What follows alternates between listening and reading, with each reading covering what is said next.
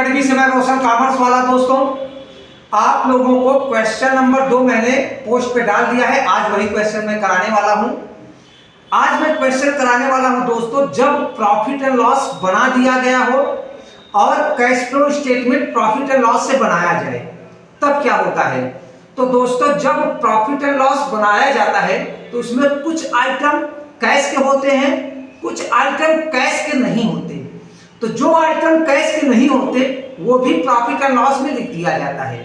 जैसे डेप्रिसिएशन हो गया, इसमें न कैश आता है न कैश जाता है, लेकिन फिर भी ये आइटम आपके प्रॉफिट एंड लॉस अकाउंट में लिख दिए जाते हैं, लेकिन न कैश आने का संबंध है न कैश जाने का संबंध है। तो दोस्तों, प्रॉफिट एंड लॉस अकाउंट में कुछ ऐसे आइटम होते हैं जिसमें कैश नहीं आता और कुछ ऐसे आइटम होते हैं जिसमें कैश नहीं जाता। वे भी item profit and loss account में लिख दिए जाते हैं। तो हम लोग आज आप लोगों को जो प्रॉफिट एंड लॉस अकाउंट बनाना है उसमें ये बताएंगे कि प्रॉफिट एंड लॉस अकाउंट बना दिया हो और तब उसके बाद हम कैसे कैश फ्लो स्टेटमेंट बनाते हैं। तो दोस्तों, मैंने पोस्ट पे डाला है क्वेश्चन, वो क्वेश्चन मैं सॉल्व कराऊंगा। इसमें क्वेश्चन नंबर आपका सेकेंड है, calculation cash flow from operating activity. मैंने पहले ही बता दिया कि प्रॉफिट एंड लॉस अकाउंट से जो एक्टिविटी मिलती है मुझे, वे मिलती है ऑपरेटिंग एक्टिविटी। तो आप लोग एक चीज हमेशा ध्यान रखिएगा, प्रॉफिट एंड लॉस अकाउंट से अगर आप लोगों को कैश फ्लो स्टेटमेंट बनाने के लिए बोलेगा तो आप लोग हमेशा ध्यान रखिएगा कि वो आपकी ऑपरेटिंग एक्टिविटी होगी। तो दोस्तों, ऑपरेटिंग एक्टिविटी से हम बनाएंगे कैश फ्लो स्टेटमेंट, क्योंकि प्रॉफिट एंड लॉस अकाउंट दिया है। तो प्रॉफिट एंड लॉस अकाउंट से जो एक्टिविटी बनेगा वे बनेगा ऑपरेटिंग एक्टिविटी। तो दोस्तों, यहां पर दिया है calculation of cash flow from operating activity. Net profit दिया है दोस्तों, already profit and loss account बना दिया है। तो प्रॉफिट एंड लॉस अकाउंट में जो हमारा नेट प्रॉफिट है वो नेट प्रॉफिट में लूंगा। तो नेट प्रॉफिट यहां दिया हुआ है दोस्तों 50,000। उसके बाद कुछ ऐसे आइटम है आपके टू साइड यानी डेबिट साइड में, कुछ ऐसे आइटम है जिसमें ना तो कैश आया है ना तो कैश गया है।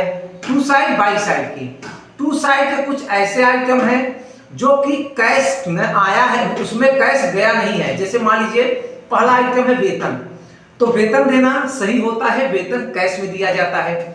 उसके बाद दूसरा आइटम है हमारा, दूसरा आइटम होता है दोस्तों रेंट, रेंट भी कैश में ही दिया जाता है।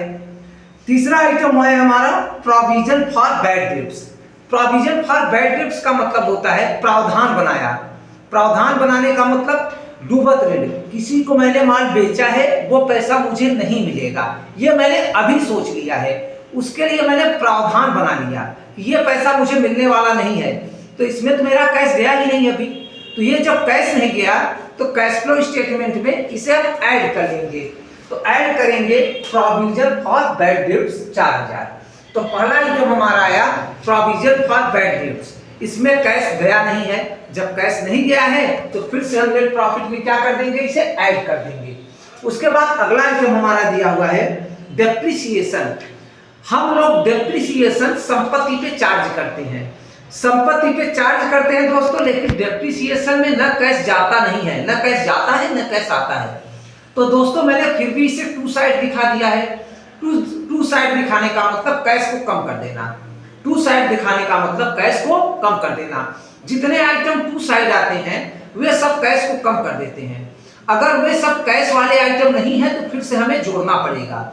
जैसे जो डेप्रिसिएशन है, डेप्रिसिएशन में न कैश आता है न कैश जाता है दोस्तों, तो फिर से हमें क्या करना पड़ेगा, ऐड करना पड़ेगा, क्योंकि ये सारे आइटम टू साइड के हैं, डेबिट साइड के हैं।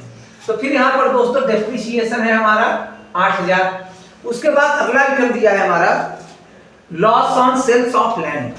मैंने एक लैंड बेचा और लैंड के बेचने में लॉस हुआ। जब लैंड बेचा और लैंड बेचने का जो एक्टिविटी है ये इन्वेस्टिंग में जाएगा, और उसके बाद ये जो लॉस हो गया, जो मैंने जमीन बेची, जमीन बेचने में जो लॉस हो गया वो लॉस मैंने प्रॉफिट और लॉस में दिखा दिया। तो वो लॉस में ना तो कैश आया है ना तो कैश गया है।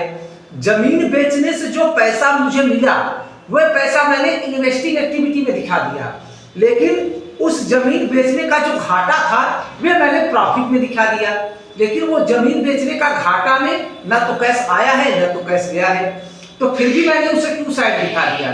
फिर हम ऐड करेंगे इसे loss on sales of land 6000 का लैंड मैंने लॉस उठाया है, प्रॉफिट और लॉस अकाउंट में तो दिखा दिया है, लेकिन ये 6000 का कैश हमारे पास से गया नहीं है। उसके बाद अगला आइटम दोस्तों फिर हमारा है गुडविल राइट ऑफ। गुडविल संपत्ति होती है। गुडविल जब हम लोग राइट ऑफ करते हैं तो इसमें कैश जाता नहीं है। मैंने अपने मन से ही मानता हूं कि हमारी गुडविल घट गई है, कम हो गई है, तो इसमें कैश गया ही नहीं है, फिर भी मैंने प्रॉफिट में इसे कम कर दिया है। अब क्या कर देंगे, ऐड कर देंगे। तो फिर यहाँ ऐड कर देंगे गुडविल राइट ऑफ 10,000। पहले हम डेबिट साइड के आइटमों को देख रहे हैं दोस्तों, जो लेस किया है पुनः उसे हम ऐड कर देंगे, दोबारा हम उसे ऐड कर देंगे। आगे दिया हुआ है दोस्तों प्रपोज्ड डिविडेंड, प्रस्तावित लाभांश। कंपनी वाले शेयर होल्डरों को प्रस्ताव देते हैं लाभांश बांटने का। बांटे तो नहीं है दोस्तों, कैश तो गया नहीं है, केवल प्रस्ताव दिया गया। जैसे ही प्रस्ताव दिया गया वैसे ही प्रॉफिट्स में से मैंने इसे लेस कर दिया, जो कि गलत है दोस्तों। प्रस्ताव दिया गया, प्रपोज्ड किया गया, प्रस्तावित किया गया, क्यों, मैंने कैश तो गया नहीं कि जो मैं इसे लेस कर दूं। तो फिर मैं प्रपोज्ड डिविडेंड को क्या कर दूंगा, ऐड कर दूंगा। कितना ऐड कर दूंगा, 14,000। उसके बाद अगला आइटम दिया है दोस्तों हमारा प्रोविजन फॉर टैक्सेशन। टैक्स जमा करना है, उसका कोष बना लो। दोस्तों कैश तो गया ही नहीं है, केवल कोष बनाने का क्या मतलब है, प्रोविजन बनाने का क्या मतलब है, प्रावधान करने का क्या मतलब है। हमने प्रॉफिट को कम कर दिया, लेकिन कैश तो गया ही नहीं है, क्योंकि प्रोविजन टैक्स का प्रोविजन बनाने का मतलब होता है कि अभी आप प्रोविजन बना के पैसा रख लो, लेकिन अभी आप कैश दिए नहीं हो। फिर क्या करेंगे, इसे प्रोविजन फॉर टैक्सेशन ऐड कर दिया 8,000। दोस्तों जितने आइटम टू साइड के हैं और जिसमें नॉन कैश का आइटम है, वे सारे आइटम एक बार फिर प्रॉफिट में ऐड हो जाएंगे। तात्पर्य यह हुआ कि जितने भी आइटम हमारे नॉन कैश के आइटम हैं, वे सारे आइटम हमारे ऐड हो जाएंगे। उसके बाद दोस्तों अब हम आते हैं क्रेडिट साइड के आइटम।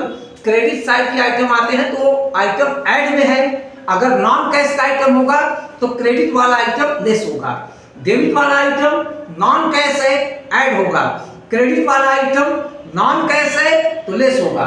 तो क्रेडिट वाला आइटम आते हैं, दिया है पहला इसमें profit on sales of plant. एक प्लांट बेचा, जब प्लांट बेचा तो इन्वेस्टिंग एक्टिविटी में जाएगा, प्लांट बेचा इन्वेस्टिंग एक्टिविटी में जाएगा, लेकिन उस प्लांट को बेचने में प्रॉफिट हो गया, तो जो पैसा आया वो तो इन्वेस्टिंग एक्टिविटी में चला गया। तो दोस्तों यहाँ पर वो प्रॉफिट को हम क्यों दिखा रहे हैं, कैश तो आ नहीं रहा है, कैश आना तो इन्वेस्टिंग एक्टिविटी में चला गया है। तो यहाँ पर हम लेस कर देंगे profit sales on plant 14,000 less करेंगे। उसके बाद एक आइटम है इनकम टैक्स रिफंड। जब इनकम टैक्स का प्रोविजन बनाएंगे हमारी लायबिलिटीज होती है, और जब ये रिफंड होगा तो ये फाइनेंसिंग एक्टिविटी का पार्ट है, यहाँ का पार्ट नहीं है। जब भी इनकम टैक्स रिफंड होगा तो ये हमारे लायबिलिटीज का इनकम लायबिलिटीज का आइटम है और इन्वेस्टिंग का आइटम हो जाएगा, बैलेंस शीट का आइटम हो जाएगा, लेकिन ये आइटम यहाँ का नहीं है दोस्तों, प्रॉफिट एंड लॉस अकाउंट का नहीं है। तो यहाँ पर हम फिर इसे लेस कर देंगे इनकम टैक्स रिफंड। इतना ही आइटम दिया है दोस्तों। जो आइटम टू साइड का दिया है, जितने आइटम टू साइड के हैं वे सारे आइटम जो नॉन कैश के हैं वे ऐड हो जाएंगे। जो आइटम क्रेडिट साइड का है, नॉन कैश का है, वो लेस हो जाएगा, क्योंकि टू वाले आइटम मैंने लेस कर दिए हैं तो फिर से ऐड करना पड़ेगा, और बाई साइड वाले आइटम मैंने ऐड कर दिए हैं तो फिर से लेस करना पड़ेगा, और वही लेस करना पड़ेगा जो नॉन कैश आइटम है, जिसमें न कैश आया है और न तो कैश गया है।